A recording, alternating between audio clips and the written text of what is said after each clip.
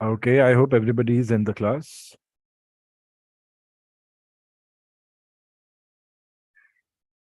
Very good afternoon, everyone. Good afternoon, sir. Welcome to your next Good session. afternoon, sir. Good afternoon, sir. Welcome to this session of navigation, I should say. We have Suchita, we have Sridhar, Gulshan, Aditya, Muskan, Karishma, Divyanshu, and we have Jyotsna joining in. I don't think we have Nukul.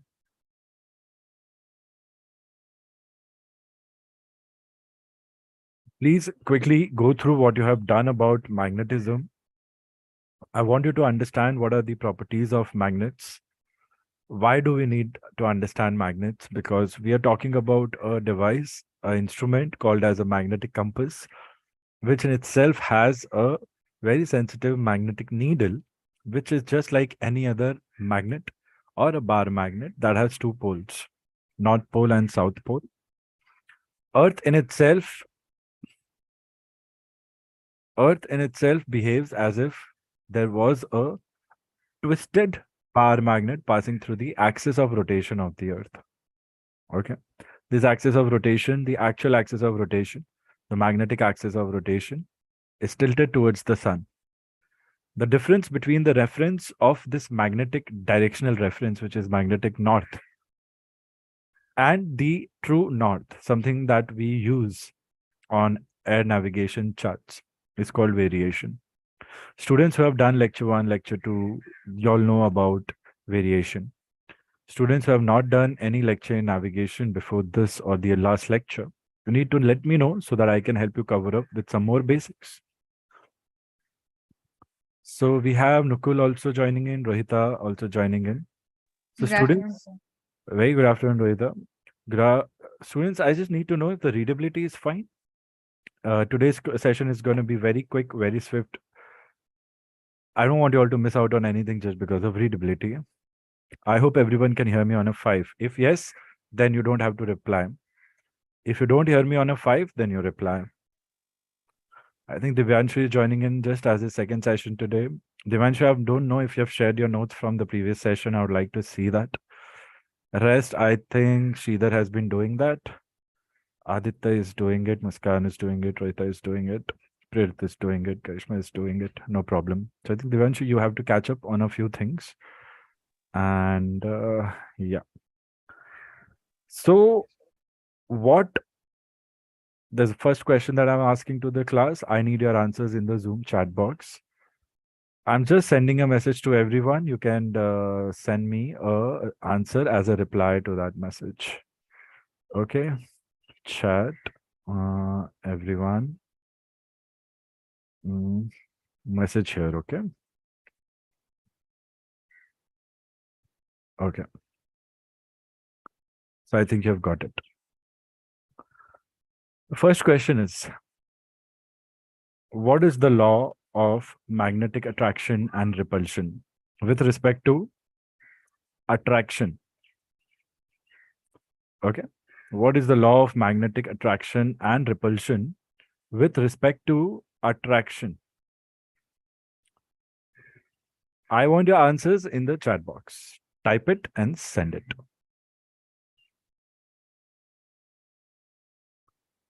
I'm going to ask you a couple of questions with respect to like a rapid fire question also.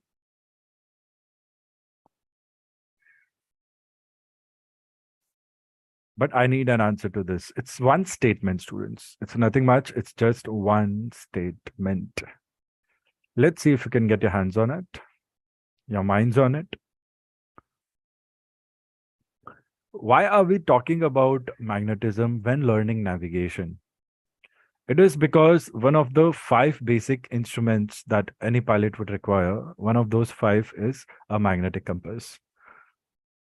Luckily, we have a reference naturally available. If we suspend a small sensitive magnet and allow it to be freely moved on its own under the influence of the Earth's magnetic field.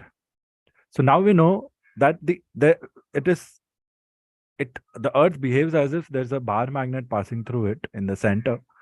It means just like any other magnet, there are fields of magnetic force coming out from the South Pole and going back into the North Pole of any magnet. Earth in itself also has its huge, tremendous amount of magnetic force field. We all are surrounded by that.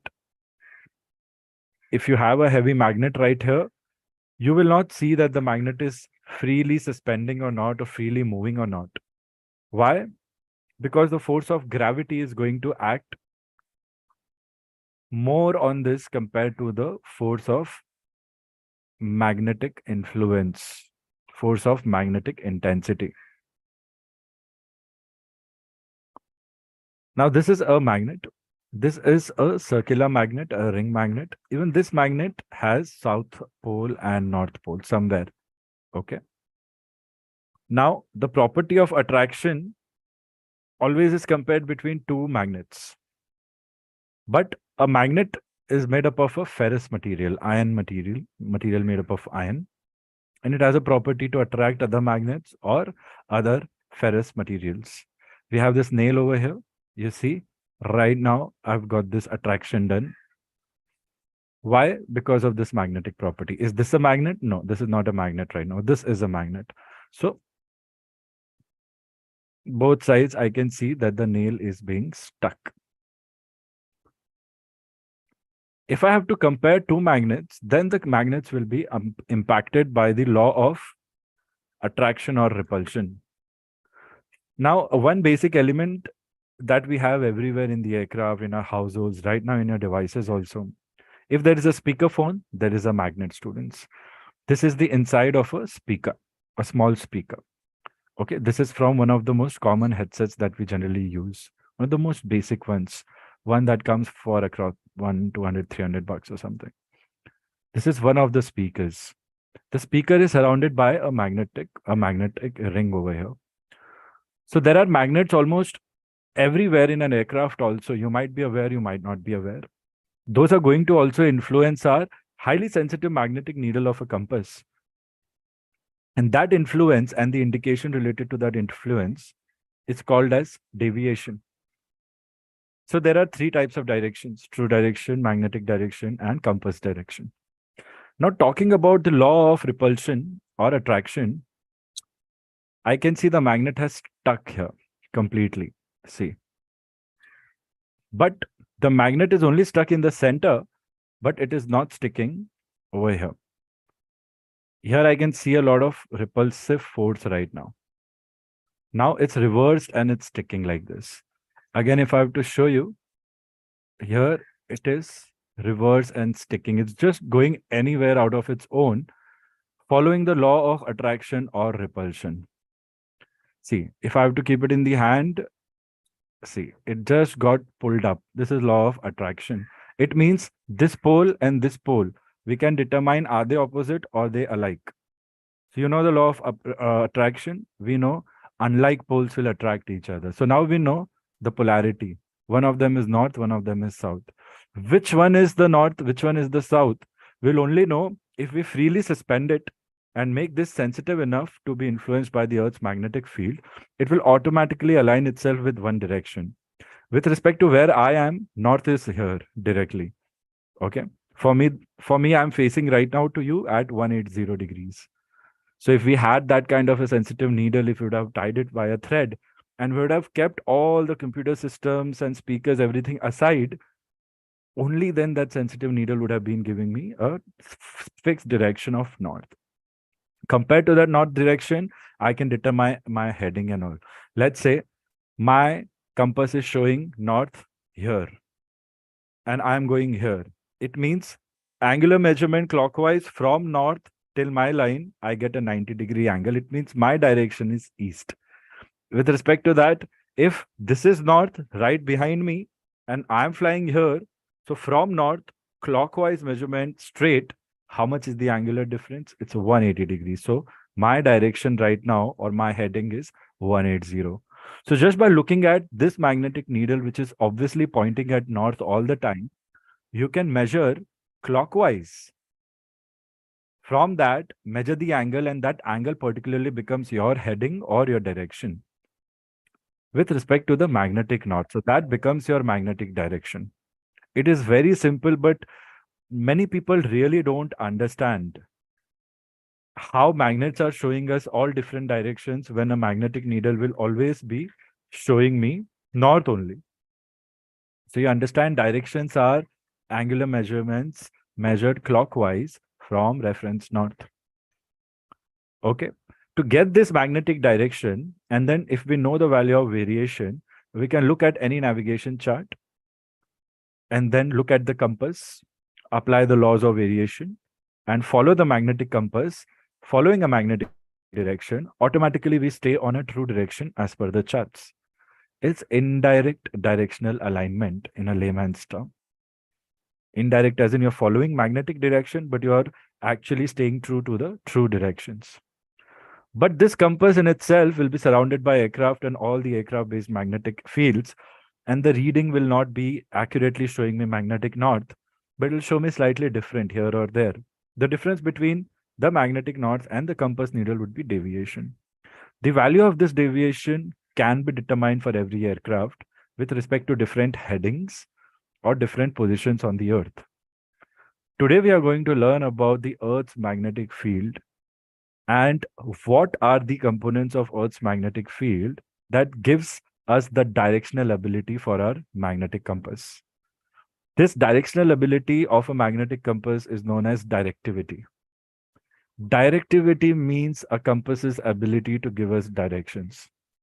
You will be asked one basic question every time talking about magnetism in air navigation, which would be which component of the Earth's magnetic field gives the directivity to a magnetic compass?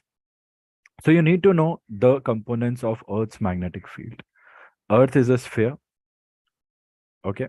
It has a magnetic equator. From the equator to the poles, North Pole, from the equator to the poles, South Pole, will be a reference to measure the influence of Earth's magnetic field and which component of Earth's magnetic field influences the directivity of a compass. Are all the magnetic field components of the Earth's magnetic field beneficial to a compass, or only one of them, or both of them, or all of them? How many are there? If not, then which one is beneficial, which one is not beneficial? What are the errors that I will get because of the element or the part of the field which is not beneficial? What are those errors? And what are my precautions to be followed when I am actually using a magnetic compass for navigation? Now, having studied all this, you need to know that today we have compasses that give us true direction. A basic compass, a direct reading compass, will not be able to give you true direction on its own. But we have compasses combined with gyroscopic instruments. Some also choose to call it gyroscopic instruments. Together, we have systems called as inertial navigation system, inertial reference system, that give us an instrument called as DGI, directional gyro indicator. That DGI actually can be considered as a compass giving you true directions. So, for you, a sophisticated aircraft pilot flying for an airline, you'll be trained when you do your type rating and airline training. You'll be trained on those instruments. So, you'll see that you don't really have to apply variation, deviation.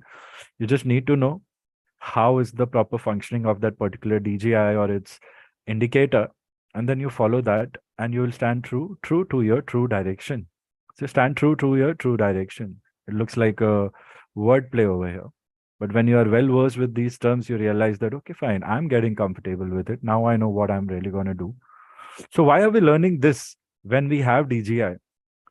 Understand, in the event of power failure, instrument failure, this compass will be the final instrument that will be working on its own.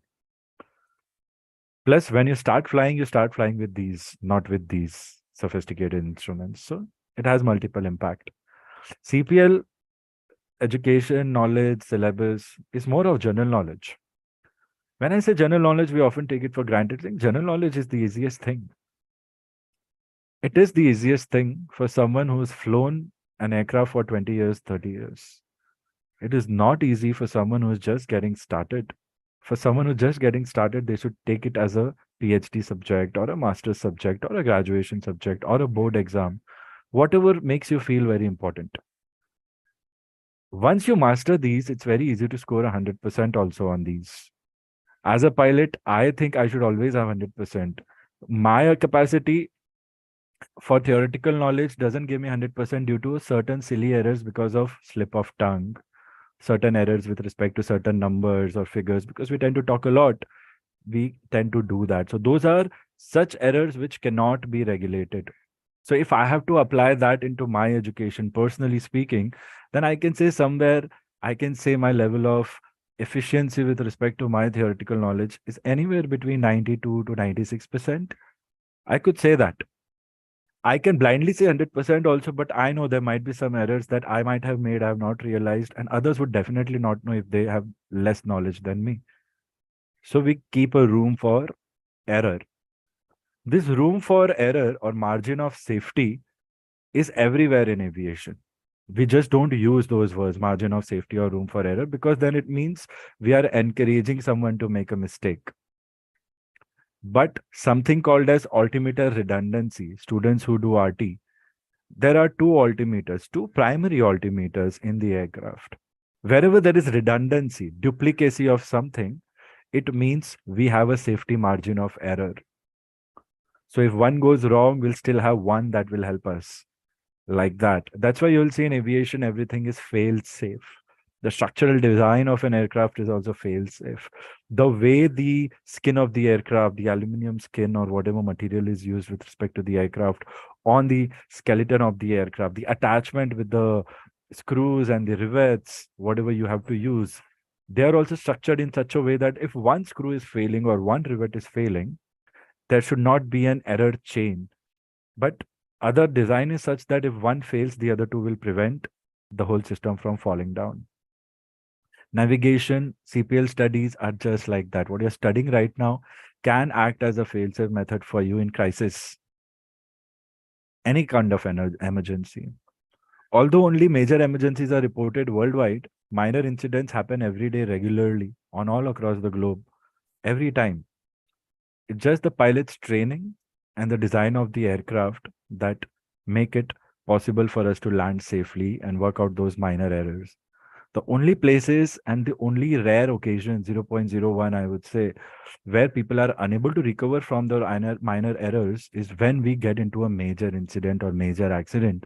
And if that major incident, major accident, in that situation, if we don't get proper assistance, then it could lead into an actual accident that could cost us loss of property, risk to safety.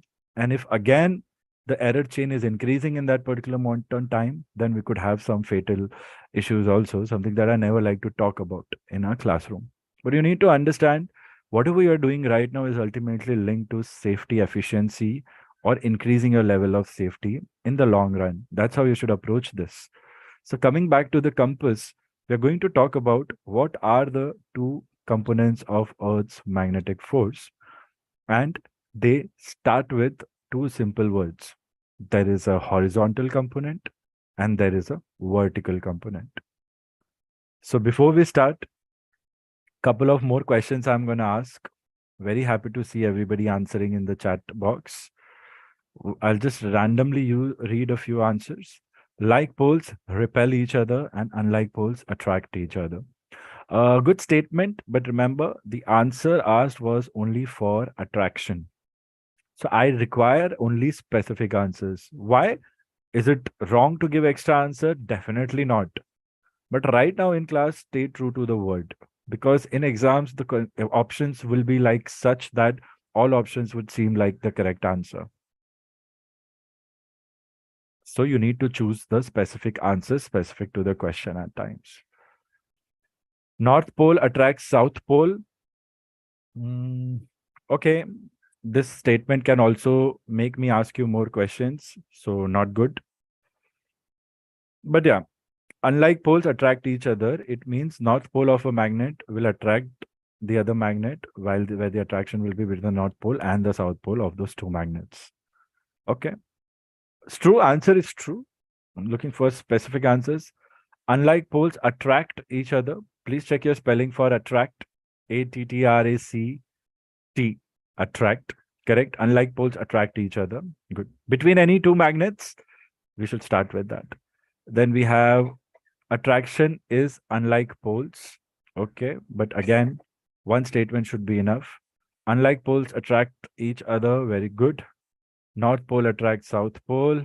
Unlike poles attract each other. Example, north and south. Unlike poles attract each other. Unlike poles attract each other. Attraction is done by unlike poles. Unlike poles, each other attract different poles. Unlike poles attract.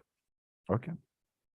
You see one common statement given and so many variations in the way we are giving answers.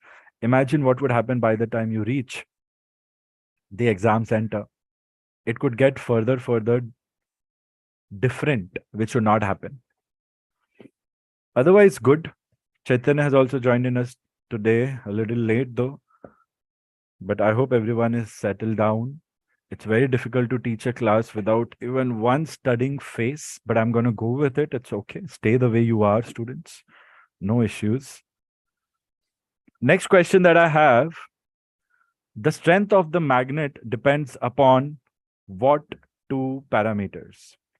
Answers in the chat box, everyone. Strength of a magnet depends upon what? There are two things given to you. Answers in the chat box.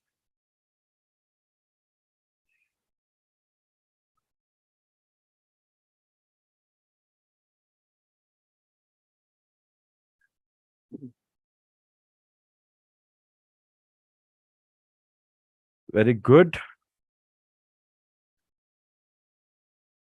Type of material, mass of magnet. Very good.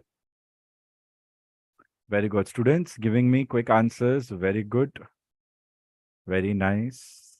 So the correct answers are the strength of a magnet depend upon type of material and mass of magnet. Very good.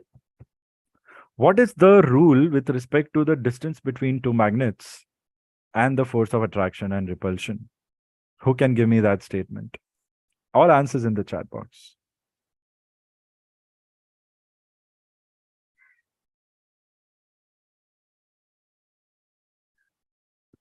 Strength of the force of attraction or repulsion between two magnets decrease as the square of distance between them increases. When we say square of distance, it means the distance is increasing only. So in bracket, you write increase.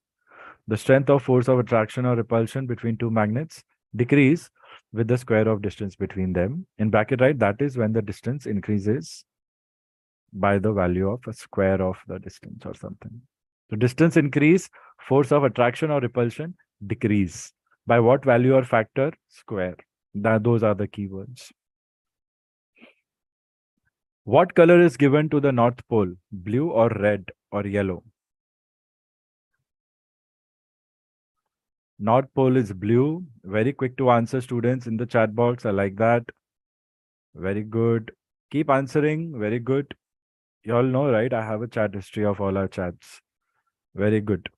Not everybody is answering though. Everybody has to answer even if I'm discussing it. Sometimes, I'll play with you all, give you wrong answers, not the wrong things. Okay. Considering a magnetic needle of a magnetic compass, which pole of the magnetic needle points towards the blue pole of the Earth? Option A, the south pole of the magnetic needle. Option B, the north pole of the magnetic needle.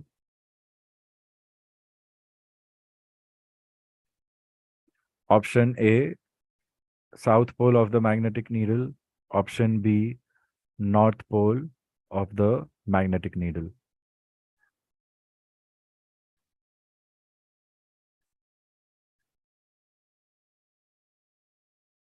Somebody was telling me north pole of the magnetic needle.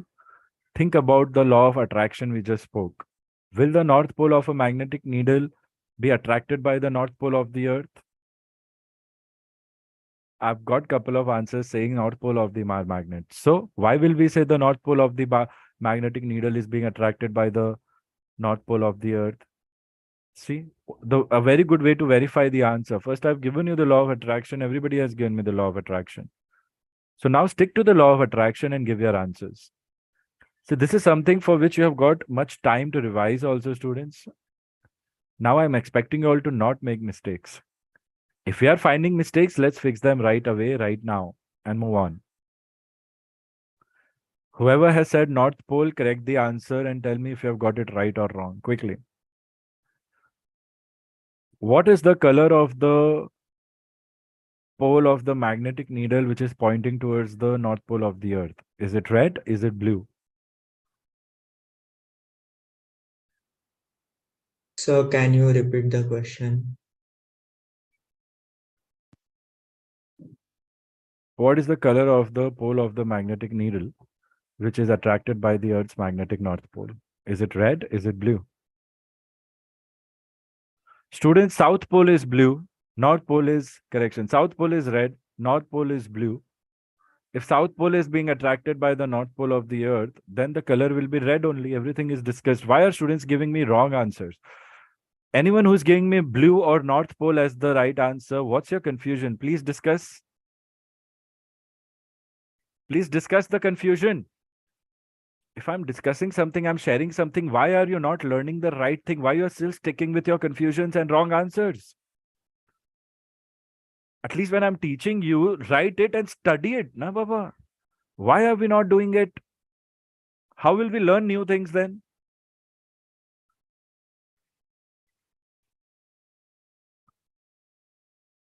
You have to take some effort, right?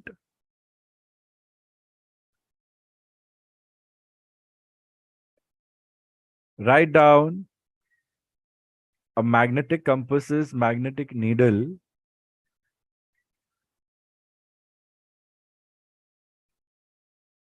has its south pole, which is red in color and is attracted by the Earth's north pole to give us magnetic north directional reference by following the law of magnetic attraction. Write down this statement, everyone. Everyone. Don't take it for granted. It could happen to anyone.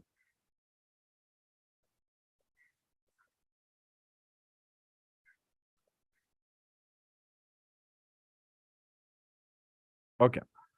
It is very important you understand what this thing is.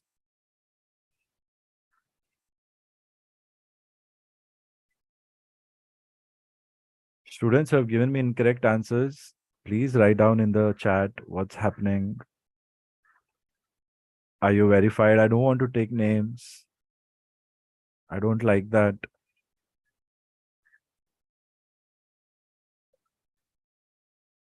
Okay.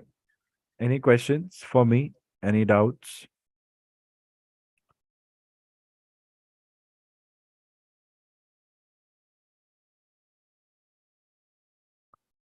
Chaitanya, give a read back to the last statement I said for everyone. Everyone listen, Chaitanya is giving a read back. So the statement was the color of the North Pole is red, which is attracted to the South Pole of the needle. Wrong.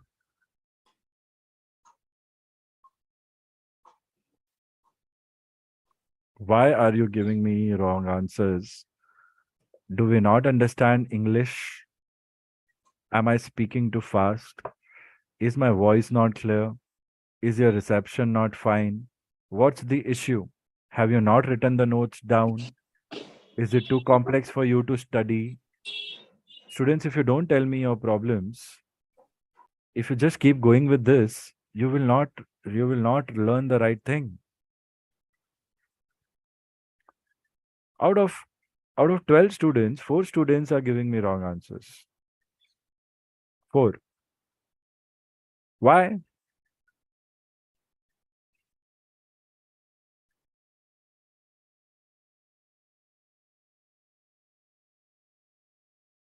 You don't even talk to me and you keep learning the wrong thing. Why? Think about it.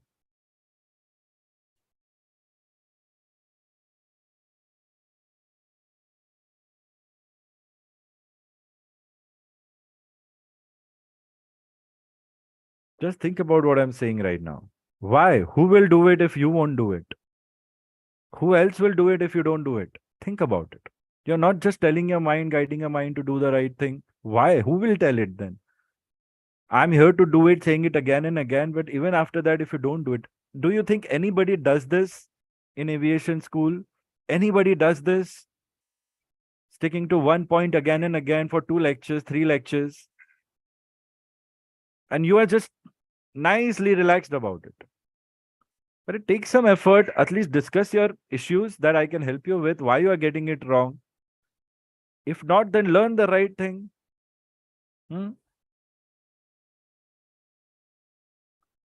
Come on, be alert and be aware. As a pilot, we need to do that every day of your life. I don't understand, students. I don't understand this logic. You want to study, but then you're very careless.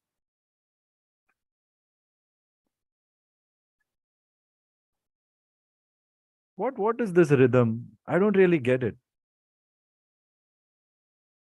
It doesn't make sense, you know.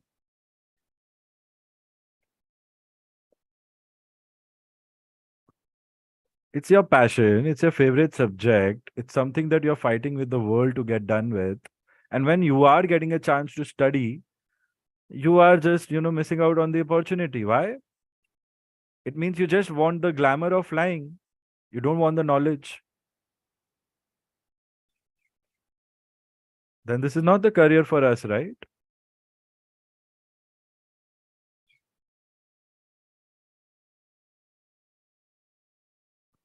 He's serious, okay?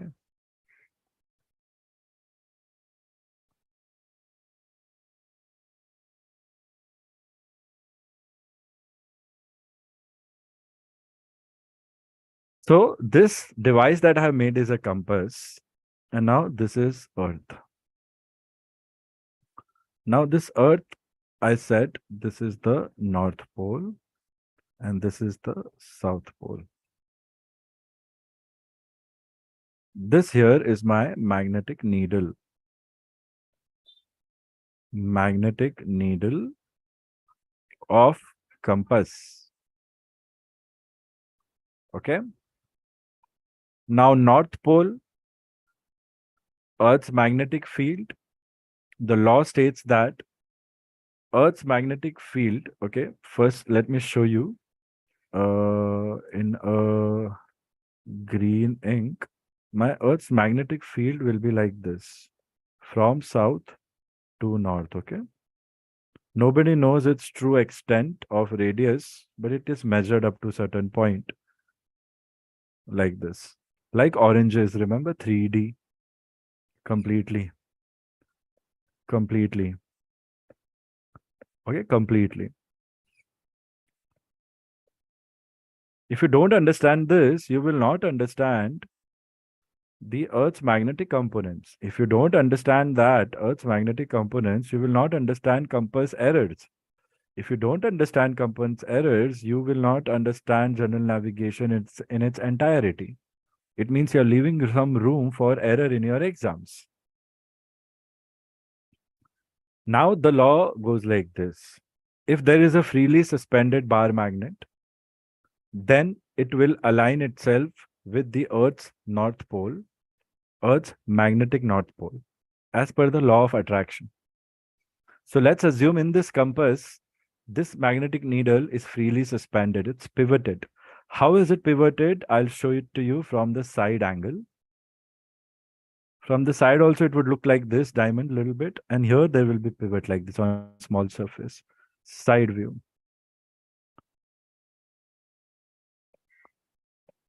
This side view going here and there. So like I said, one part would be red color, one part would be blue color, one pole. The blue pole is always north pole. Always the blue color is given to north pole. Red color is given to south pole. So Earth's south pole will also have red color, and Earth's north pole will have blue color. Now the law of attraction will tell me that the south pole of the magnetic needle will be attracted by the north pole of the Earth. So which is the south pole? I just color it in red and it becomes the south pole. So this is the south pole of the magnetic needle being attracted by the north pole of the Earth. That's it. This is something that y'all had confusion in the first lecture also, today also. How it's going to be helpful to you? If you don't clarify this confusion, whatever you had learned in school and everything, forget it if it is not matching with what I'm teaching you right now. I had discussed that already.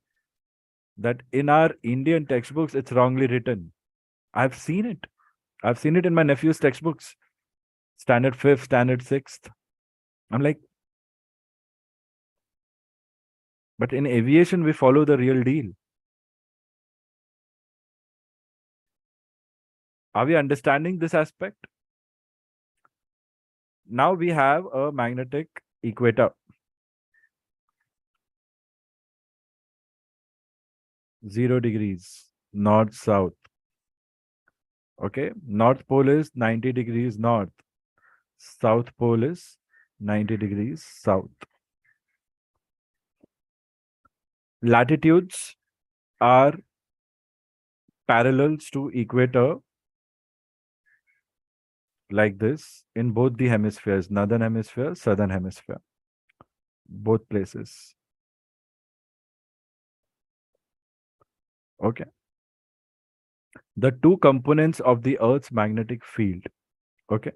Write down everyone. Earth's magnetic field. We have two components. Very simple to understand. One is called horizontal component and the other is called vertical component. When you combine the two, you get total component. These three terms are very important.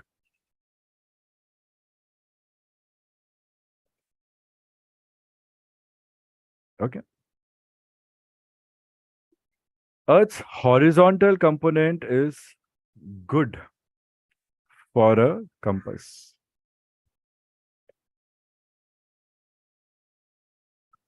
All right. Earth's vertical component is bad for a compass.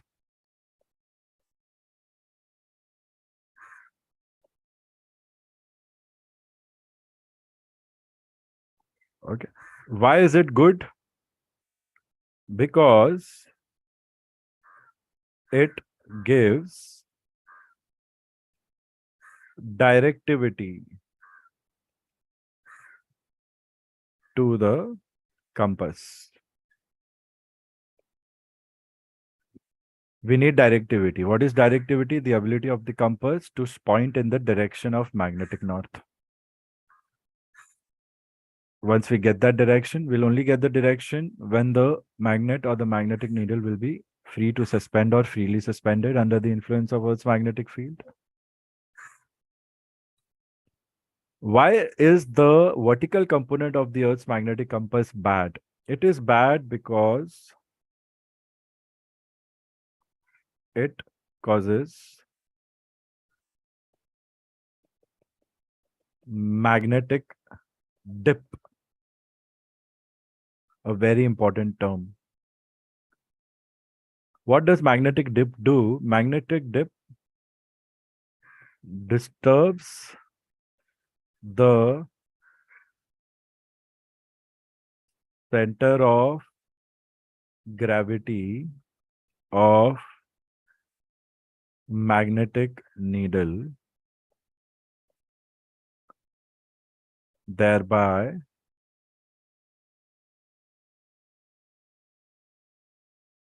giving errors in compass reading as an indication that the pilot reads, thereby giving errors in compass needing, especially during turning and acceleration.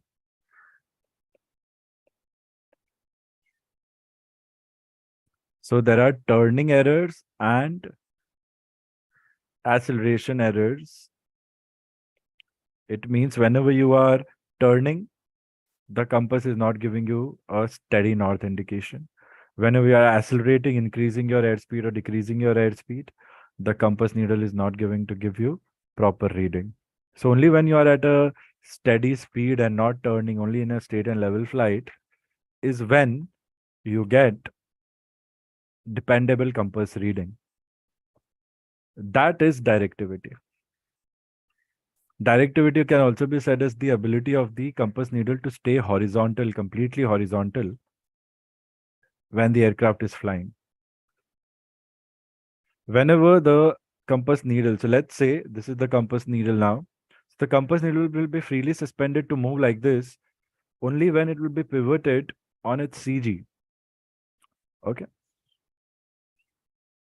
Now what happens is a very simple thing to understand. Okay. Write down these points, important points of horizontal component. You'll write, we'll give horizontal component as a code H. Write here code H. Vertical component, you write code Zulu, Z, Z, Z for zebra, and total component, you will write Tango. Total. These are the codes we'll use to make it short, and you'll see why we are using these codes. So we'll write H is maximum at equator. Okay. H is 0 at poles.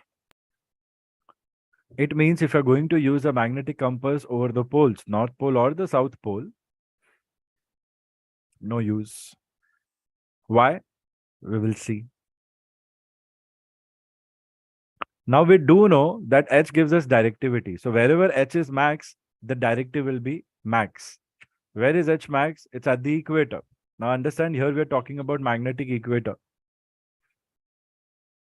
So a compass will be completely fine, wonderfully working when we are over the magnetic equator. But as we move towards the poles, the compass will start reducing its directivity little by little, little by little, little by little. Why does that happen? We'll see. So write down H decreases as we travel from equator towards the poles. It's the property of this component itself by the natural effects that it decreases as we travel towards the poles. So now let's compare the equator. Let's give blue the color to horizontal component. So my horizontal component will be very high over the equator like this. Okay. As I start going slow up towards either pole, it will reduce.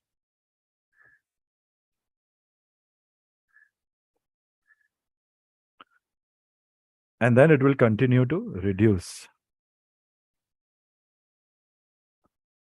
And then finally it will come to a point where it becomes 0 over the poles, negligible. Good thing is we get good amount of help up to certain higher latitudes in both areas. On the contrary, so this was for H. H decreases both sides. It will decrease towards both poles. It means directivity of a compass will decrease. It means compass will become less and less reliable. More and more errors will kick in. But what are causing these errors? It's the magnetic dip. Why is it called a dip? Now think about it. Let's say this center, my axis is the equator. This is North Pole, this is South Pole. For example, this is the north seeking, the sharp edge is the north seeking pole. It means this is the south pole of this bar magnet, south pole towards the north pole. For example, this is north. This is the axis I'm saying. I'm the magnetic, the axis, my axis is magnetic equator. So we go like this. Here, I see my magnetic needle is completely horizontal, maximum horizontal component. Directivity is amazing. Here, it will nicely move in all directions depending upon wherever my flight is going. It will keep pointing towards north only, but my reference indication will change. As I start towards the North Pole, let's say this thing that you see here, this is north, and let's say this thing that you see here, this is South Pole. Exactly. Now, what is dip? At the equator, dip is 0. Horizontal component is max. It means vertical component is 0. We'll write about it in the text right now. As I start going towards the pole, horizontal component weakens slowly, and vertical component increases. The vertical component is such that it will pull the magnets down if we are in sky. That's why it's called vertical component. It pulls us down. While horizontal component, it's like spread like this horizontally everywhere. Think about horizontal component as if you are swimming in water. Okay. And think about vertical component as somebody's sinking in the water or doing scuba diving in the water, going down like a submarine. So horizontal component is good for us, for the magnetic component. As we start going like this, if we go, the needle along its CG will start to be impacted more by the vertical component. It will start dipping like this, the north seeking pole. This is horizontal, it will dip. As I go ahead, it will dip.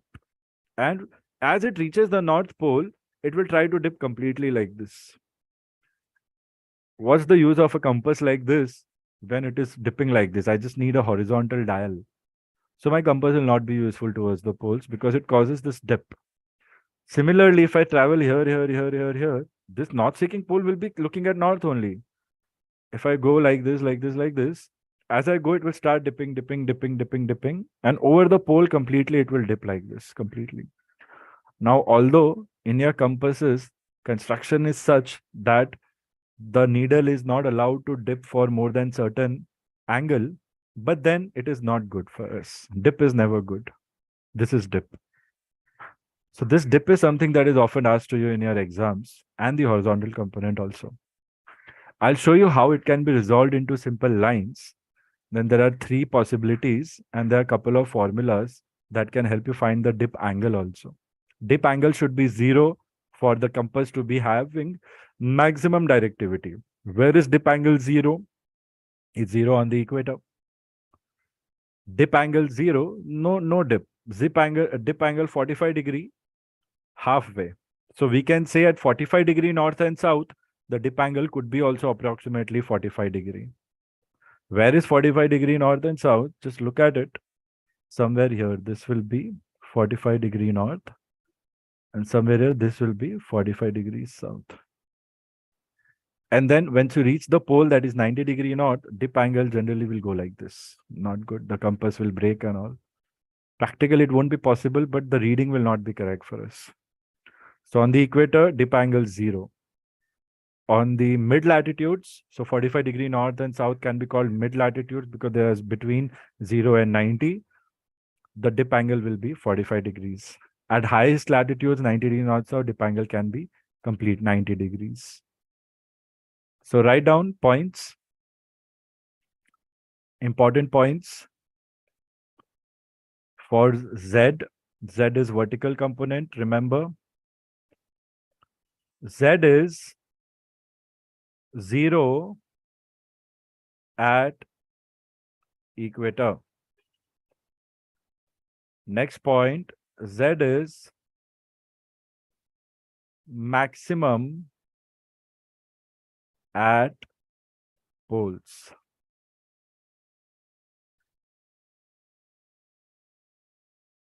Third point, you will write Z increases gradually as we travel from the equator to the poles. Okay. Any questions? Take a moment, go through everything that you have written and studied, see if you have any questions. Now, with respect to this side view compass needle, our North Pole is exactly the way I was showing you. Okay. Don't think, sir, here it is showing there, but above the earth it is showing there. Above the earth, it is just showing you what will happen if your aircraft is flying in this direction. So here we can say this compass is magnified and your aircraft is actually flying like this, we can say. On the equator only, like this. Like this, we can say. So the aircraft is flying like this. The compass is magnified, we are saying.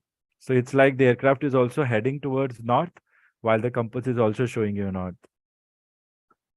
Let's take another aircraft here. This aircraft. So if this aircraft has a compass, its own compass, then this compass would look like this,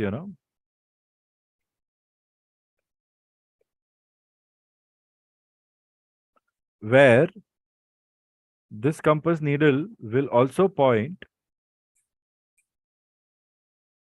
like this. And the pilot's heading would be this particular direction. So we measure clockwise from north, we see 090, it becomes east. So pilot is flying in the direction east, while the compass will still be pointing there only. So the aircraft compass, the direct reading compass you'll be seeing in near future, they are designed in a way that the pilot can simply see the reading directly. And that's it. Okay, this is my heading. The pilot will always see the heading. The pilot will not see the north pointer. So it is easy for you as a pilot. But your hard work and task to study this first before you go there is highly required. Otherwise, what's the point? You'll not be able to give answers in the examination. Because answers in the examination are complicated. So I can say this aircraft heading is 000 magnetic. Okay. And this aircraft heading is 090 magnetic. Although they both have the same magnetic compass and they both are doing their same job. And I have good directivity because both are very close to the equator, I would say.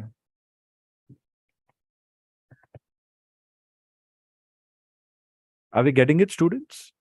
If you don't say no, it means you are getting it, is what I'm assuming, so that we can keep uh, uh, reduce the speed of acknowledgements. Students, if you get right or wrong, I don't mind. It's a learning phase. You can get right, wrong. Make sure you keep practicing. But same thing again and again, even after verifying and teaching at such a good pace, then I think that somewhere you have to at least sit and study it carefully, or at least discuss with me without just believing in wrong answers. If you just go ahead with wrong answers without any discussions, then it will be a fatal error. It can cost you 69 scores marks out of 100. 69 is not enough for us to pass.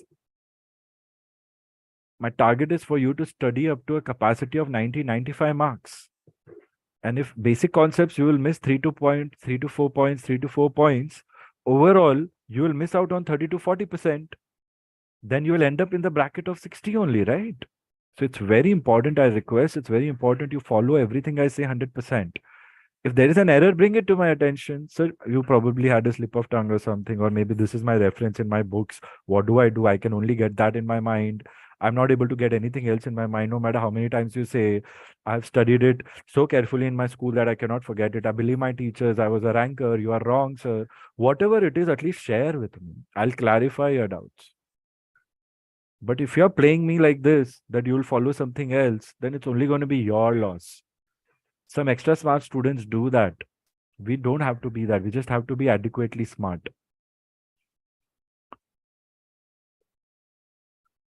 Directivity. Directivity. What is directivity? Horizontal component or the horizontal component of the Earth's magnetic field is actually the directive force. And it gives the compass its directivity. Directivity is the property to accurately give us magnetic directional references by the needle or the magnet or the magnetic needle and the compass to point towards magnetic north. It's a subjective term, we could say. Any questions so far?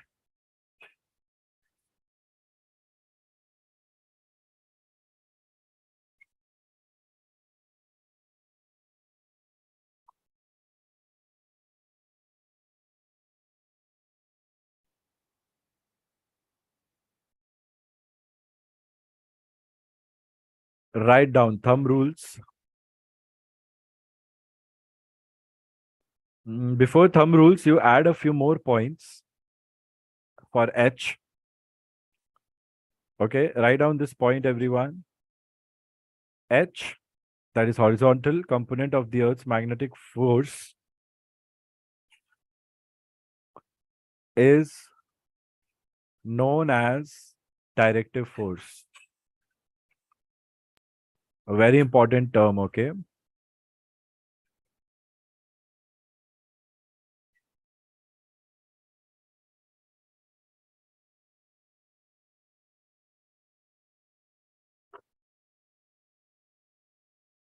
Note, if any local magnetic fields exist around compass needle, then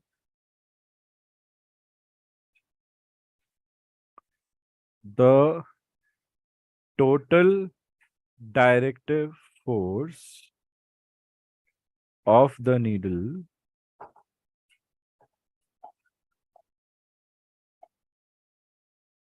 the total directive force acting on the needle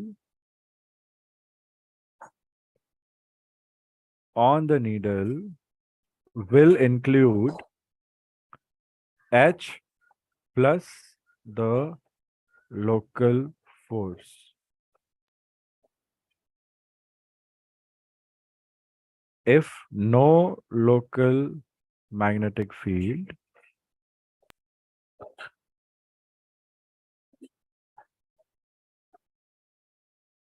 then H gives total directive force. Any doubts on this statement? Read it once, twice.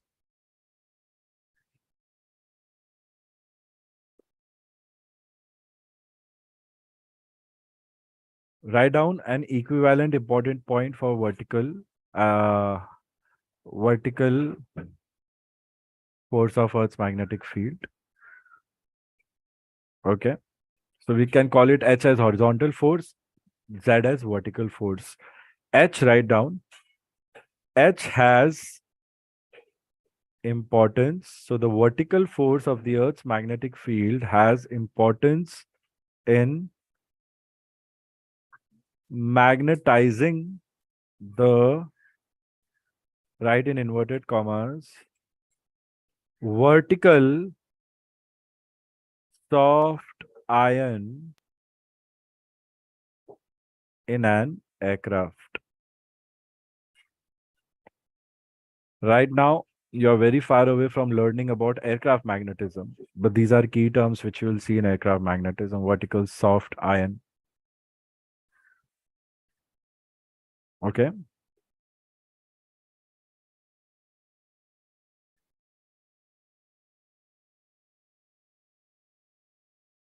Write down a common note. SI unit Tesla or micro Tesla is used to measure magnetic field strength. Okay.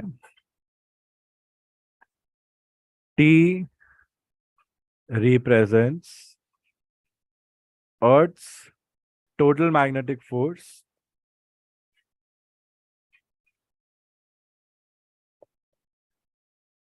and is resolved into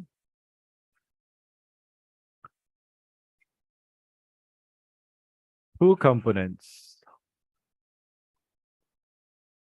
namely H, that is horizontal force, and Z, that is vertical force.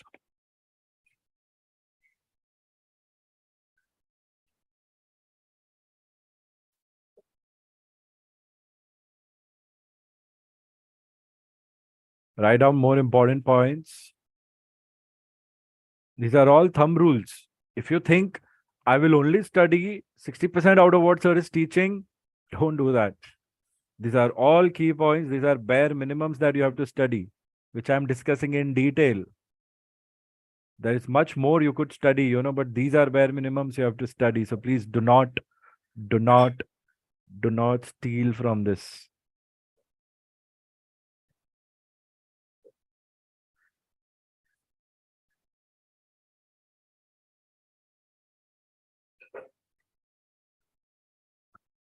We have a very good question in the chat box, which says, sir, if the horizontal force is affected by local force, then can vertical force also be affected by local force? Now, here in this statement, focus on the statement. H is not affected by local force. The needle, if there is a compass needle, then that needle will be impacted by a total horizontal force, which could be the Earth's horizontal force along with some local magnetic force in that area. Firstly, focus on that difference. So H is not affected by local force. Any local magnetic field cannot impact Earth's magnetic field, student. Think about it. There are so many magnetic fields right now. Here there are magnetic fields. Here there is a magnetic field. In my computer, there are magnetic fields. In the whiteboard, there are magnetic fields. In my phone, there are magnetic fields. Plus, I am surrounded by magnets. I always keep a magnet in my bag. I don't know why. I just like magnets. So Earth's horizontal magnetic field is not impacted by local magnetic field. It's just that we are using it because a compass needle will be impacted by aircraft's local magnetism as well as Earth's magnetism. So the total directive force will cause us deviation over there because of the local magnetic force. So that's where the deviation, that's where this point is being discussed over here. But if go to an open ground where you are sure there are no iron ore or minerals that are magnetic in nature, and then use a freely suspended bar magnet or a compass, that's where that compass will be subjected to only the H component of the earth as its directive force. But take that same compass and bring it on my desk also right now, then we'll say that compass is influenced by a total directive force, which is H combined with whatever local magnetic field that I have. Are we clear with this concept of the statement?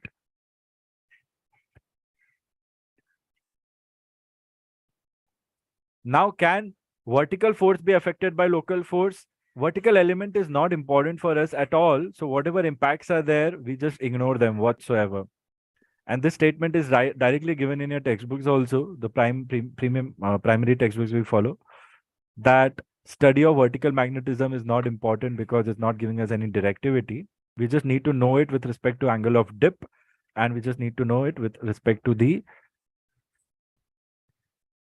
induction of soft iron magnetism in an aircraft like we saw.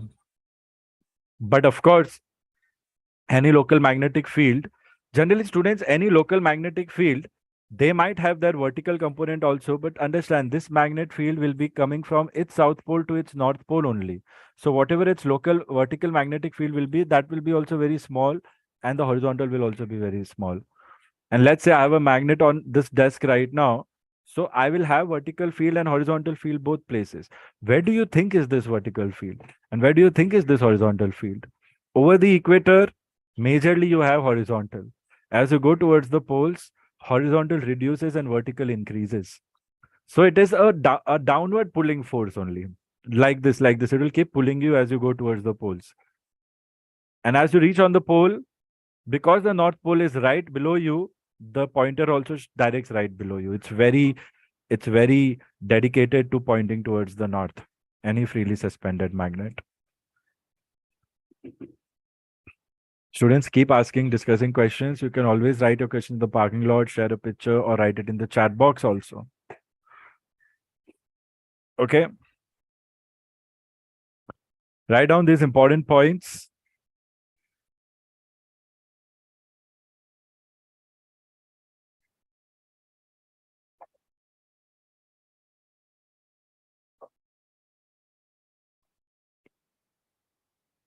I hope no questions.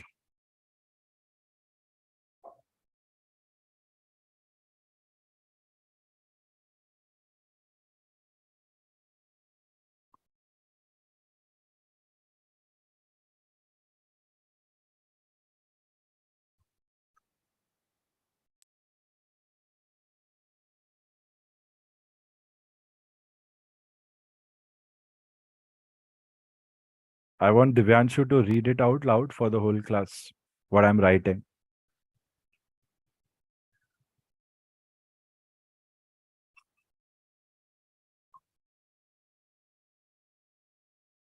Right now. The red pole of the compass needle will tend to point vertically downwards at the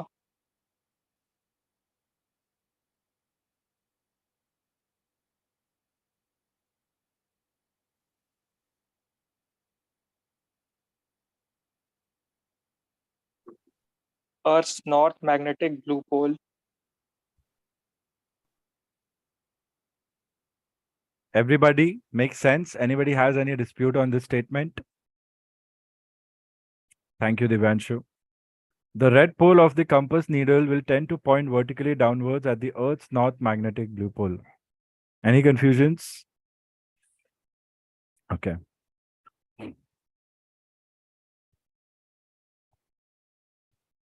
Gulshan will read the second point. Okay.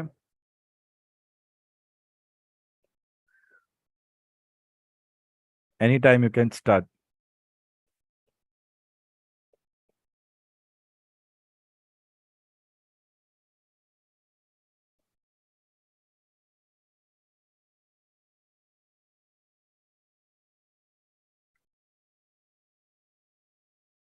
Gulshan. The compass needle will only be horizontal when midway.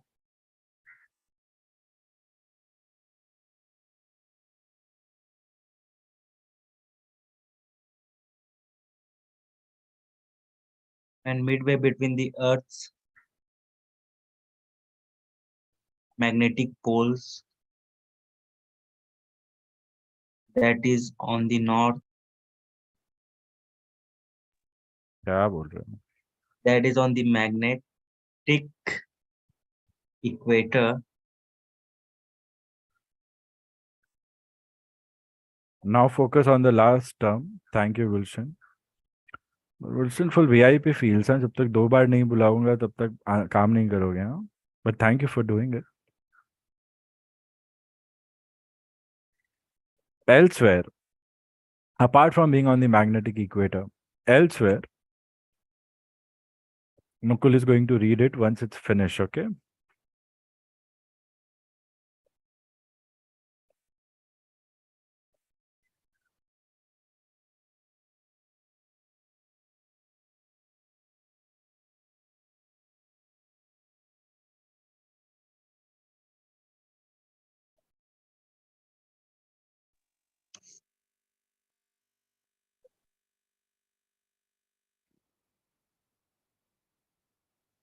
Elsewhere, the compass needle will dip from the horizontal until reaching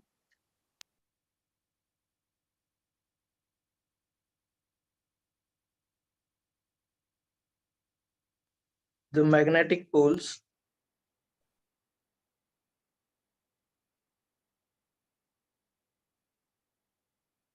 where it will be vertical. It as in the compass needle. You're talking about a freely suspended magnet or the needle? Students, read out on these points. See if you have any doubts or concerns.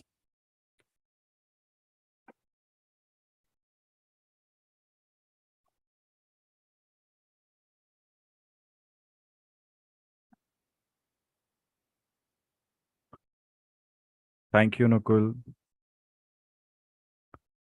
Nukul, Rohita, Chaitanya. Are you thorough with these points?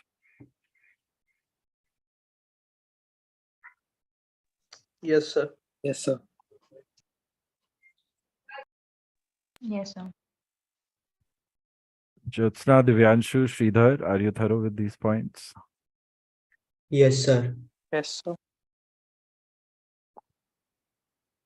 Muskan, Karishma, Suchita, are we thorough with these points? Affirm, sir. Yes, sir. Prerit, Gulshan and Aditya. Yes, sir. Affirm, sir. इतने दुख में क्यों हाँ बोल रहे हो फिर आप?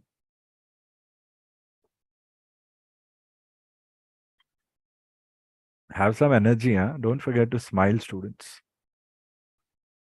If you don't enjoy the session, what's the point of living, huh? What's the point of life? You'll be like, sir, suddenly आप life पे कहाँ पहुंच गए? यार. No questions? Should I ask questions? Are you ready to give me answers? Or do you want to cover a few more points?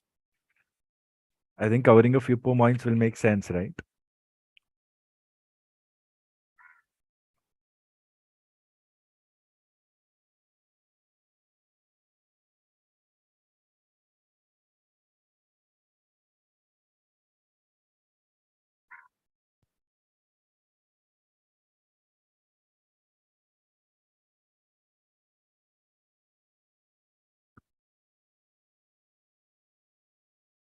Write down the most important element with general navigation based, magnetism based numericals or questions.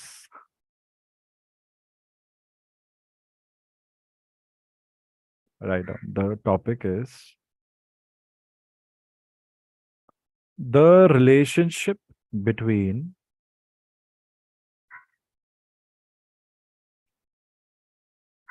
angle of dip.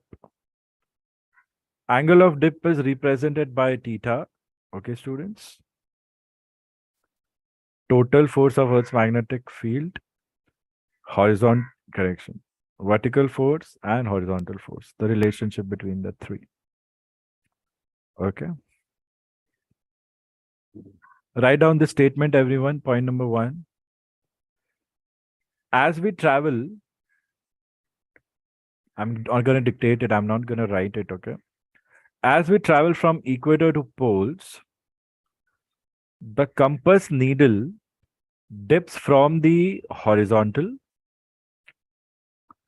making an angle called angle of dip, that is theta. As we travel from equator to poles, the compass needle dips from the horizontal, making an angle called angle of dip, that is theta. Theta. I like this word, theta. You know, when growing up, we were in school, we used to see our elder, like I had my elder sister, so they used to talk about theta, I don't remember other things, alpha, beta, and we were like, what are these things? We also want to know, learn these things.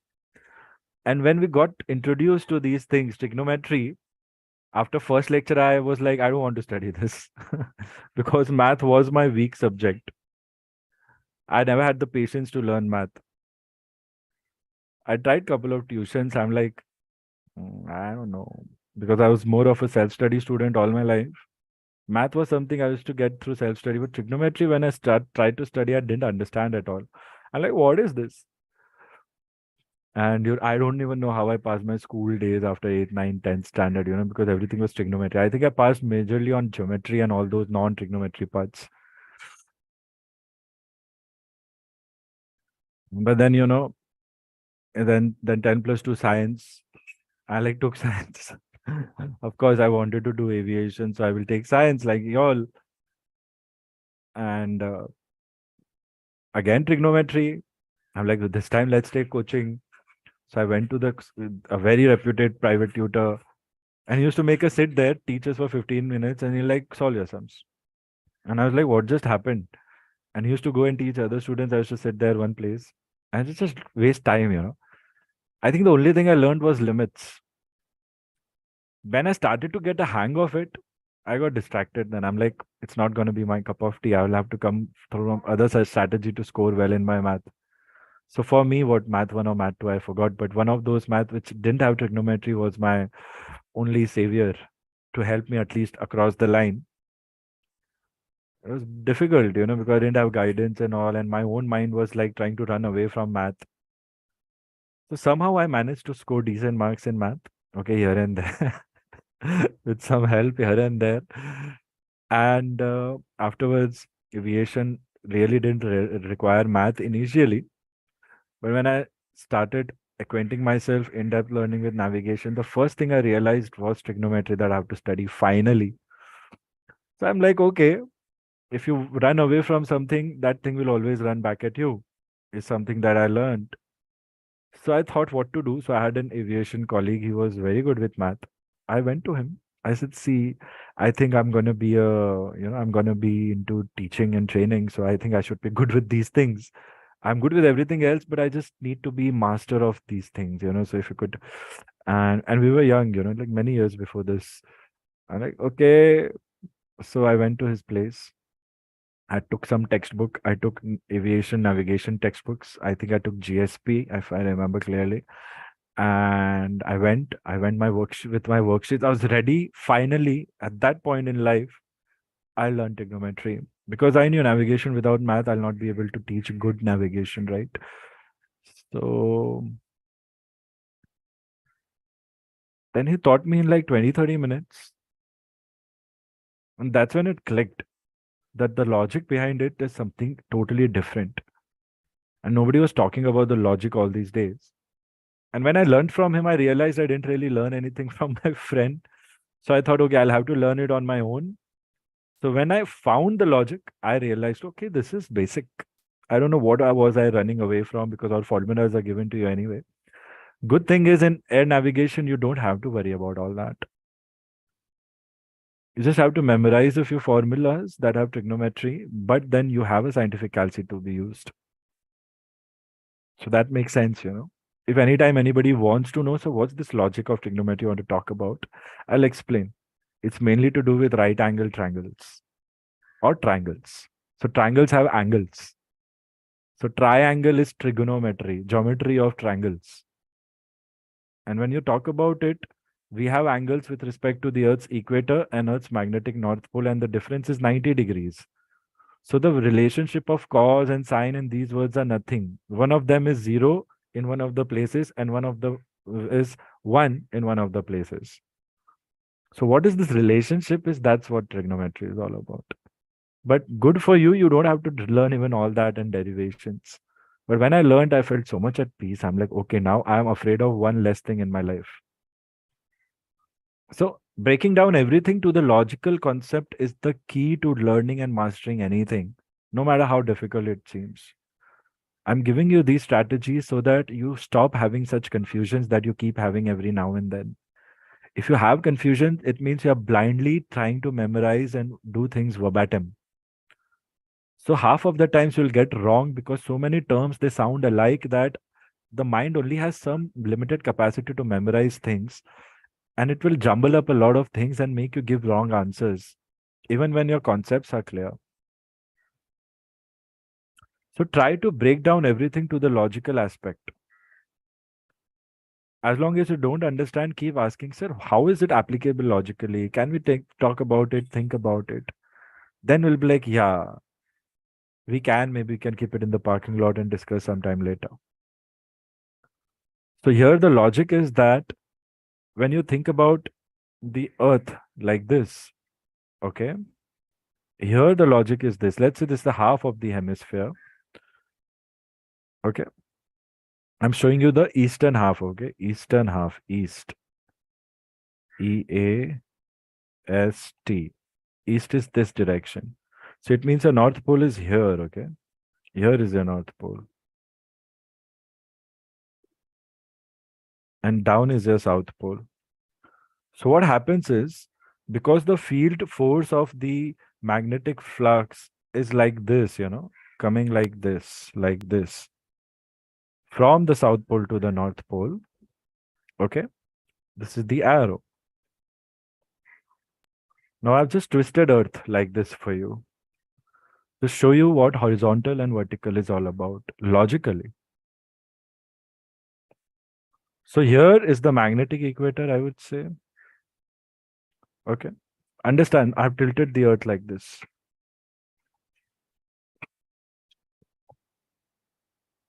See. So this is our Earth. Now I've tilted it like this for you. Okay, like this. So North Pole, South Pole, like this in this diagram. This is east for us. This is north-south. This is how it rotates in east. I'll make it like this. It is much more considering this is the sun, this is the tilt. This is the tilt. It's too bright for you to see the earth. Yeah. So I'm doing like this for you to understand the horizontal and vertical. So you see, over the magnetic equator, we almost get a flat straight line. This is what is giving me my directivity of complete horizontal magnetic needle. Like this. As I start going towards either of the higher latitudes, from here I go towards the pole or from here I go here, I see my needle has to be like this, then my needle has to be like this, and my needle has to be like this if I'm flying towards the North Pole. But my needle won't be like this. My needle will start dipping towards the North Pole. So here, instead of this, in the second position, let's say this is 30-degree north latitude, and let's say this is 60-degree north latitude, and let's say this is 80-degree north latitude. Let's just say this is 90-degree only. Then, and this is 0-degree east, north, south. So I get max horizontal force. What is this dip angle? So here, I'll use green color to depict everything. My horizontal force is like this line. My total force is the horizontal force in this case. No vertical force. As I go towards 30-degree north, hypothetically, that value, then I'll see my needle has had some angle of dip as per the statement that I have had. And this goes down like this compared to the early position. It reduces in length, and what is increased in the length is the vertical force a little bit like this. So this vertical force, although it will act from the CG of the needle, it will make my needle dip a little bit. So this angle between the horizontal, everywhere there will be a horizontal, and this angle between the horizontal force is theta, like this. As I go to the higher latitude right now, my horizontal force will further bend like this. It will make my needle also bend. And compared to the actual horizontal, it will have a further increased theta. So here, my blue, that is vertical component, will be further increased like this.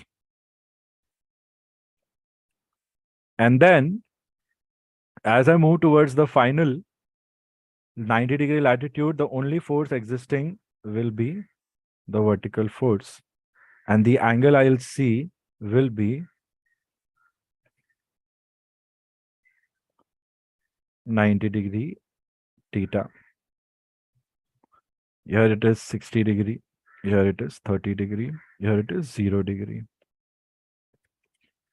So when I have to show it in a way that it makes more sense to me as a student, then it looks like this.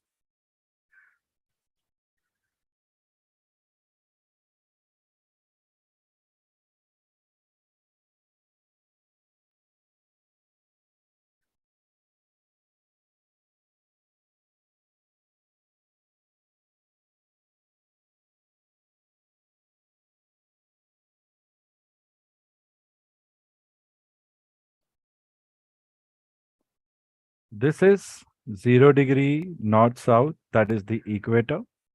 This I would say 45-degree north-south, that is the mid-latitude.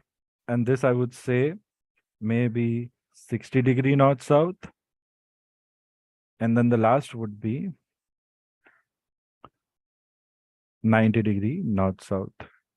Now what is happening in these points are, this is my H.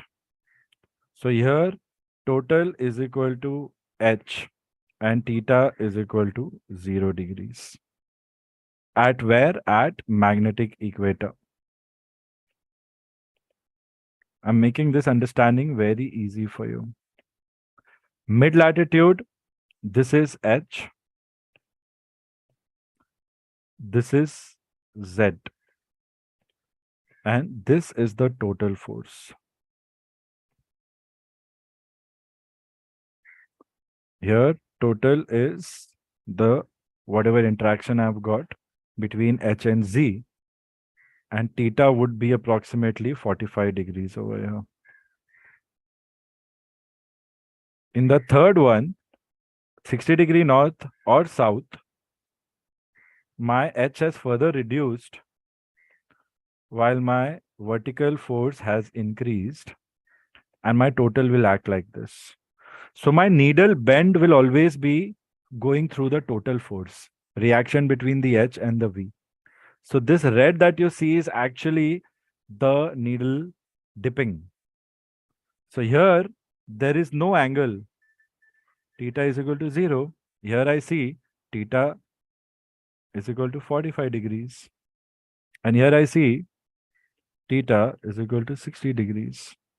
So total here also is more towards Zulu vertical force.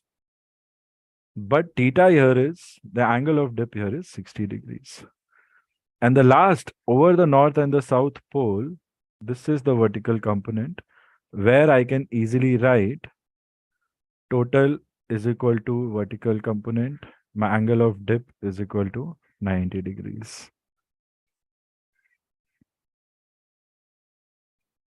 Now, all of a sudden, your logical understanding has met with certain numerics. This is where your exam questions are centered.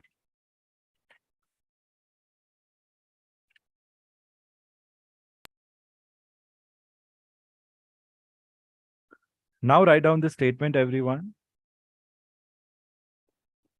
I'm just dictating, I'm not writing it. As we travel from equator to the poles,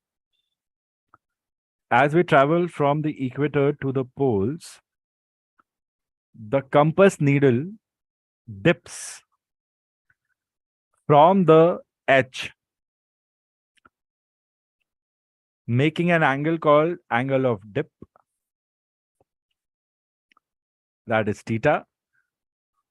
Theta is 0 at equator, that is magnetic equator. And theta is 90 degrees, that is max at poles.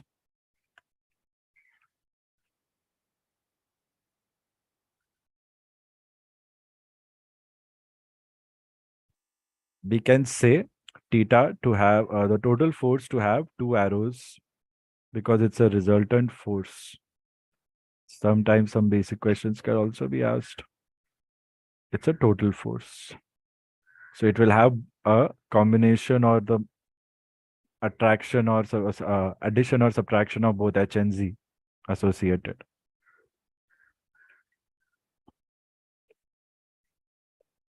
See, you have a lot of advantage.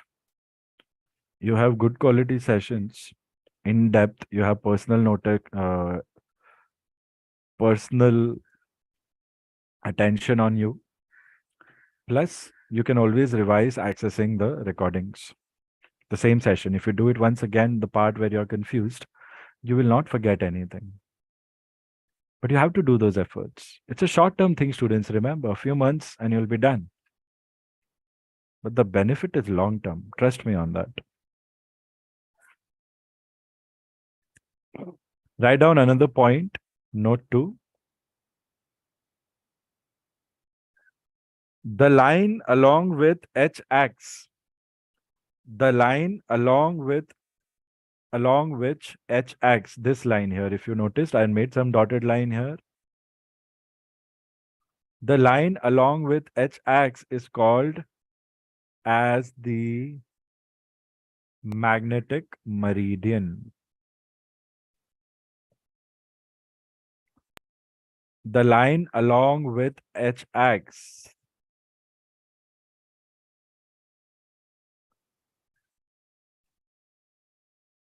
is called magnetic meridian.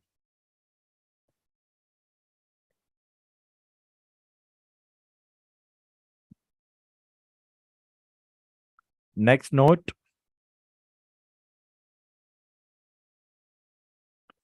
H and Z, vertical force and horizontal force, are perpendicular to each other.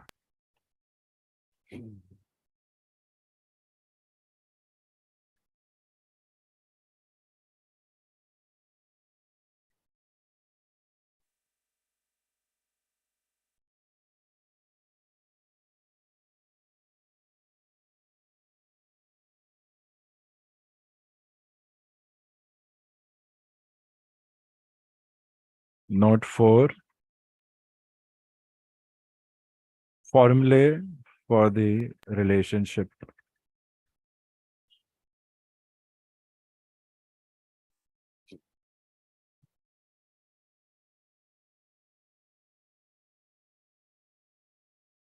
Theta is equal to magnetic dip, okay? H is equal to horizontal force.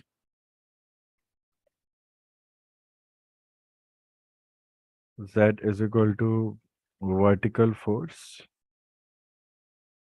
T is equal to total force. Formula 1, we're just naming the formulas. Tan theta is equal to Zulu upon H. So if somebody wants you to find theta and they give you the value of H and Z, then you can simply find out through this formula. If you all don't know how to use the calci with respect to certain trigonometric functions, do let me know. I will teach you. Of course, it's my job to do that.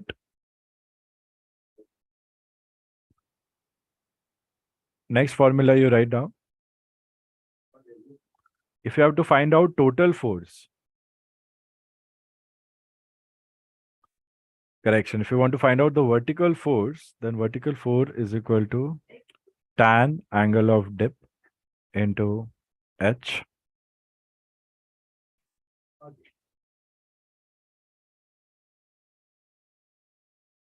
If you have next formula to find the horizontal force, then the formula is pretty simple. Horizontal force is equal to vertical force upon tan theta.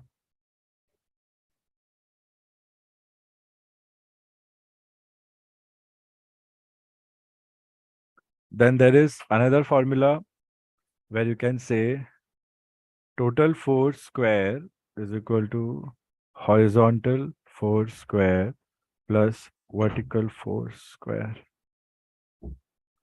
And there is one more formula where you can determine the total force. Now, these are rare questions, but questions can come here. So you be on the lookout of these formulas.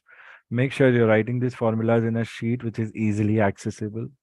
When you are making notes, I can also suggest you to like color code the formula sheet notes so that whenever you want to get them, like have one color, red or green, so you can simply go green, green, green, green, maybe in between multiple pages. So you have those formulas ready for access whenever you're solving questions.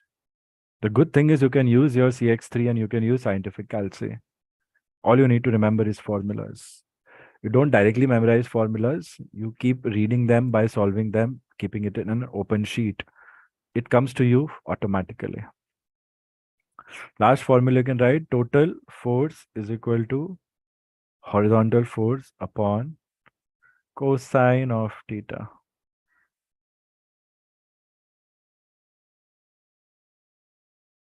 Right. Another note. On navigation charts,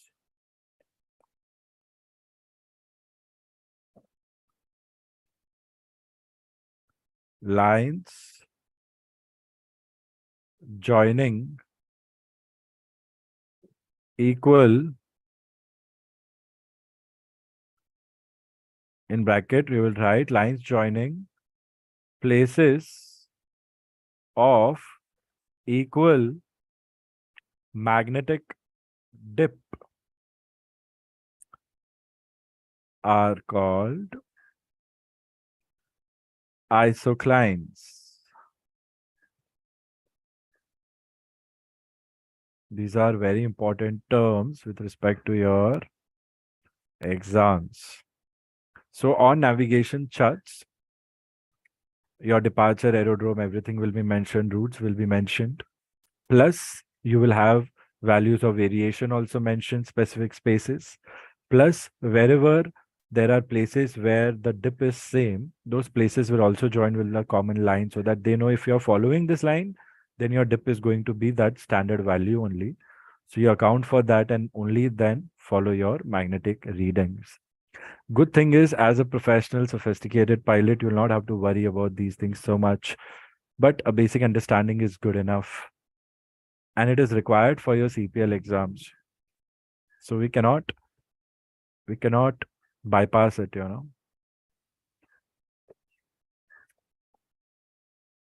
Lines joining,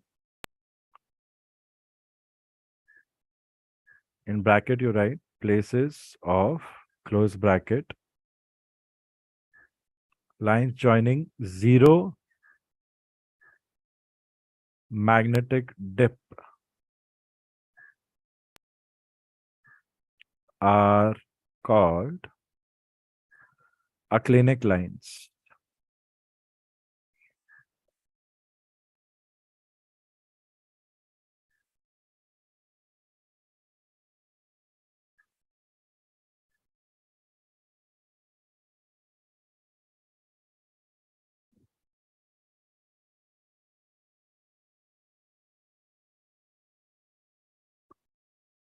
Quickly give it a quick read. I have final two points to give before we wrap up with this session.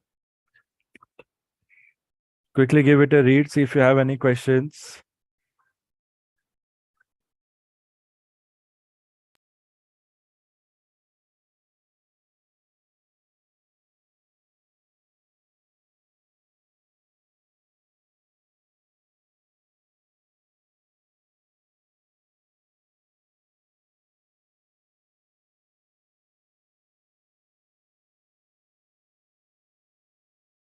No questions? Very good.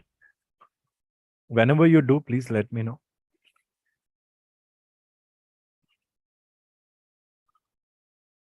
Talking about magnetism, and this is something that you need to know going ahead with respect to studying aircraft magnetism in the next session. Magnetic material can be classified as, very simple terms, magnetic material classified as, there are two classifications. Okay. Hard iron soft iron. Okay.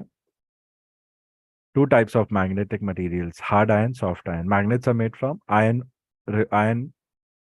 materials only, materials made up of iron.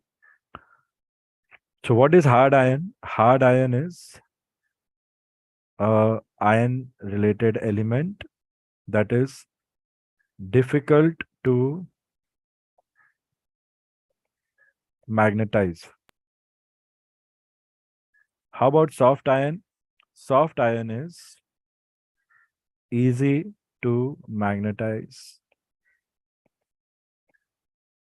But you know, one thing I would tell you, remember it for the rest of your lives, as long as you're in aviation, aviation engineering, aviation design, aviation learning, everything in aviation is a science of strategic compromise, I would say. We achieve something by losing something and we keep a balance of that. We cannot get the best of everything in aviation. It's one such industry where you have to decide where to compromise, where not to compromise in terms of all design. The aircraft design, mainly the aircraft design, I would say. If you think that design is not related to you, then you're not thinking from this perspective of aerodynamics or flying. Because even though you're not into engineering, when you're flying an aircraft, you need to understand a few parts about the aircraft design. Anyway, we'll come to that when you come to that.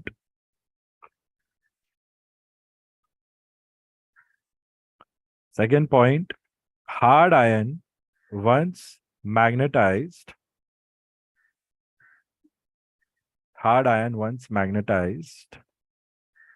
tends to retain its magnetism permanently or for long time. Okay. You'll write for soft iron the next point.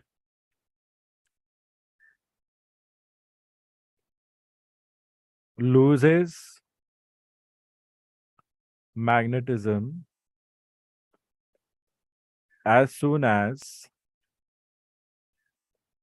the magnetizing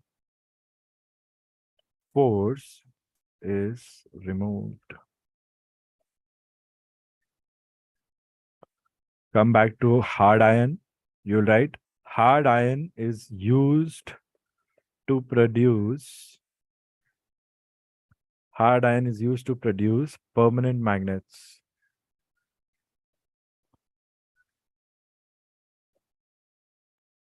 And soft iron is used to produce temporary magnets.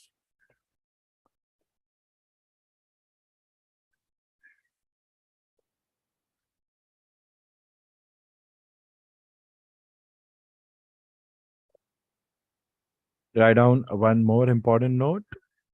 And on that note, we will also wrap up.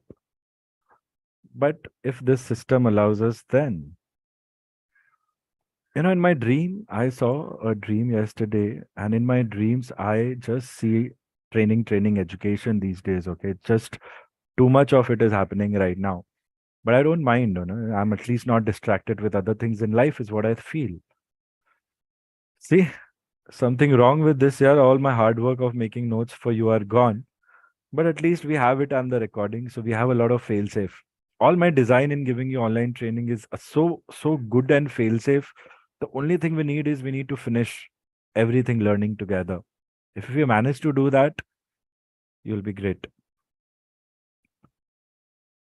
So write down the note, and please somebody do send me a picture of what has been erased from my whiteboard. So in this dream, you know, I was doing some education. I don't know, some weird thing related to education. You know, I'm just sending someone recording task or this or that. And then I was getting a message from some student saying, "Sir, would you mind if I..." Okay, it's very embarrassing to say, but I remember this precisely because I was so, in my dream, I felt like, oh, look at my students. They are so thoughtful. So somebody said me, said, "Do you want us to give you a new whiteboard, like a new gadget, so you can have a better whiteboard?" Would you not mind if we gave it to you? And I'm like, I'm not taking anything from students, don't do it. But I remember this because I think since 3-4 days I'm having issues with the whiteboard. So yeah, I mean, I could recollect the dream now. It was nice. I think I do remember the name of the student also. It's one of y'all only. So it's very, very strange that I feel that some students are really getting it what I'm trying to do. And that's what I want. I want to reach out to the right kind of students because other students might not be able to take advantage of it. So if you are here, then it means it's good for you.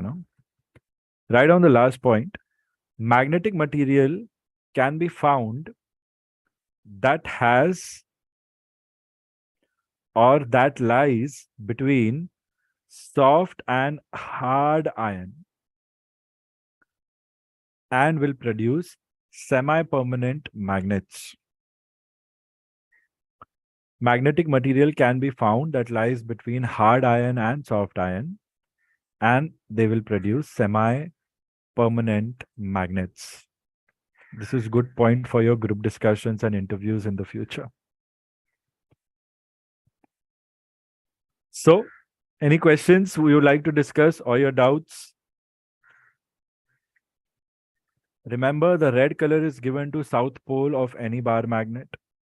On a compass needle, the red color pole is pointing towards the north pole because it's the south pole.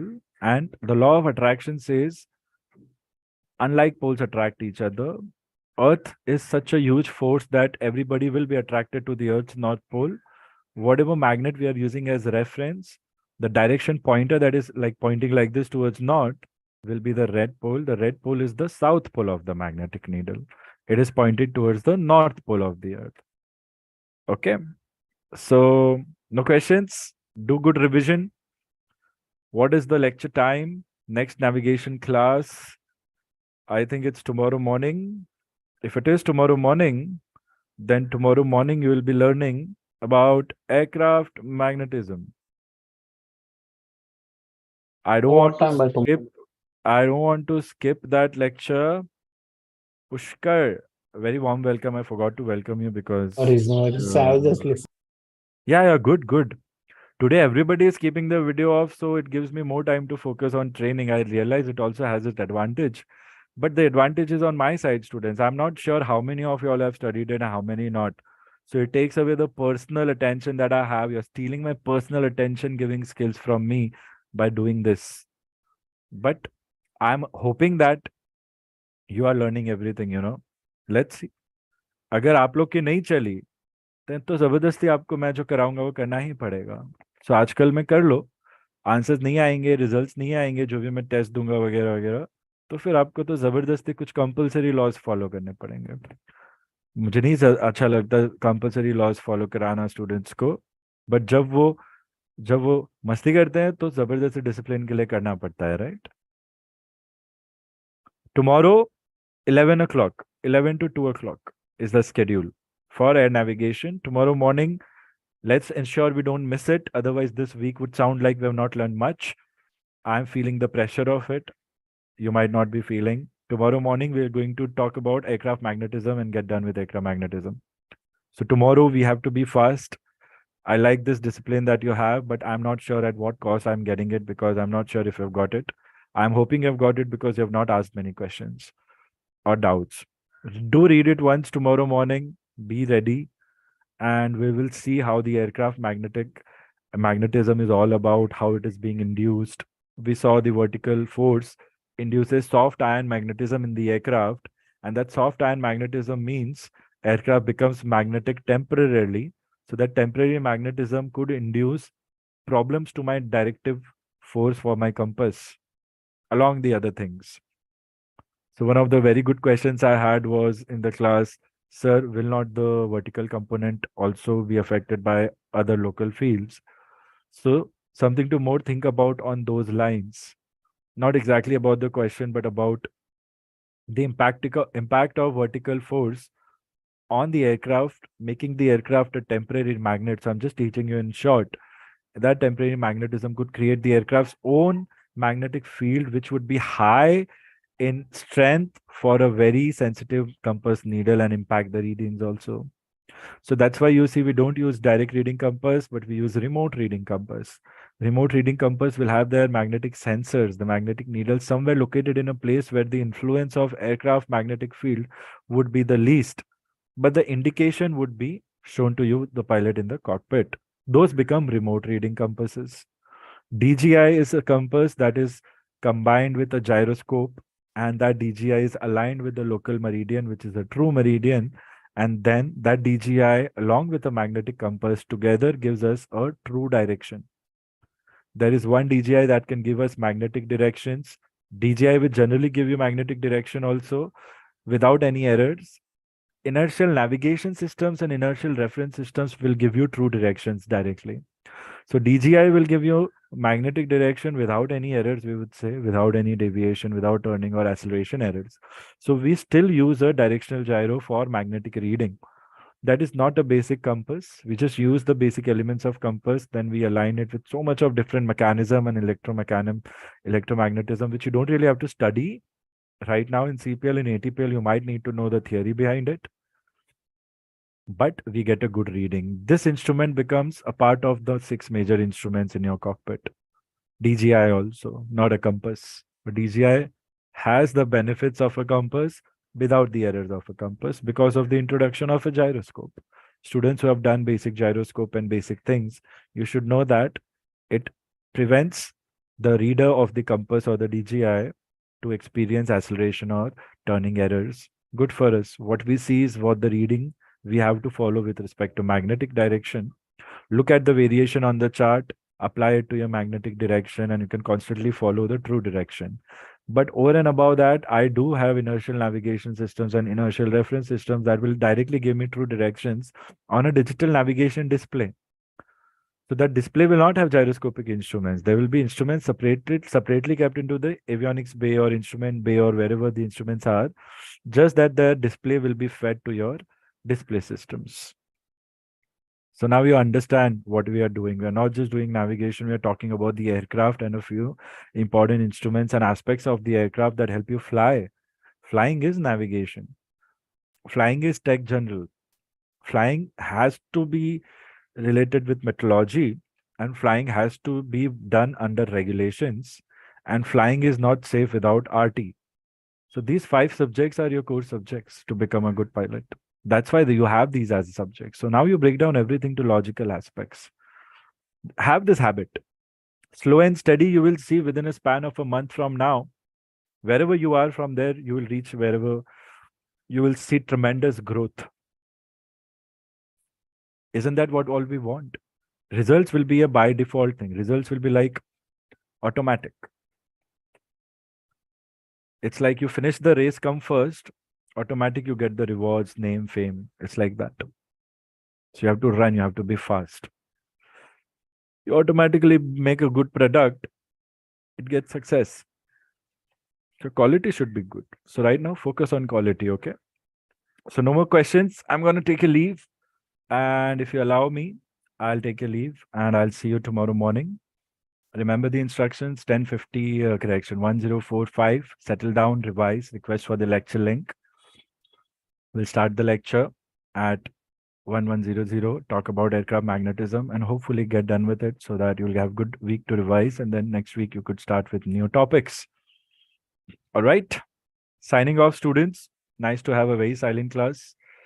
Oh, not so nice to have a not interactive class, but very happy to see your answers and your queries over WhatsApp and chat.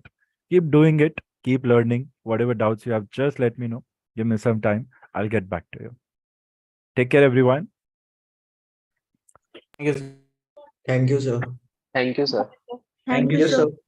No formality, students. It's fine. कल मिलने वाले हैं अपन.